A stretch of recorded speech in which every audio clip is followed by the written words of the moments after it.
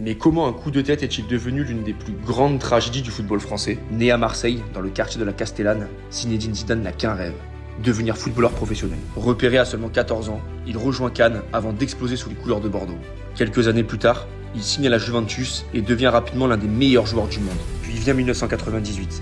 En finale de la Coupe du Monde face au Brésil, Zidane inscrit un doublé de la tête et offre à la France la première étoile de son histoire. Ballon d'or, champion d'Europe en 2000, puis auteur d'une reprise de volée devenue légendaire en finale de la Ligue des Champions avec le Real Madrid, Zidane est au sommet du football mondial. En 2004, à 32 ans, il prend sa retraite internationale. Pour beaucoup, l'histoire est terminée. Un an plus tard, la France est en difficulté. Alors à 33 ans, Zidane décide de revenir pour une dernière mission. La Coupe du Monde 2006, et ce que personne n'imagine, c'est qu'il va réaliser l'une des plus grandes Coupes du Monde de l'histoire. En quart de finale face au Brésil de Ronaldo et Ronaldinho, il livre un véritable chef-d'œuvre. Puis en demi-finale face au Portugal, il envoie la France en finale. Le 9 juillet 2006, Zinedine Zidane dispute le dernier match de sa carrière.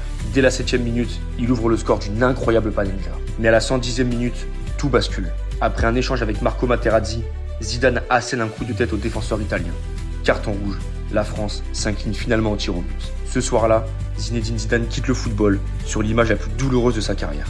Pourtant, malgré cette fin tragique, Zidane restera jamais l'une des plus grandes légendes de l'histoire du football. Parce qu'au final, les plus grandes conquêtes ne se construisent pas uniquement avec du talent. Elles se construisent avec une trajectoire.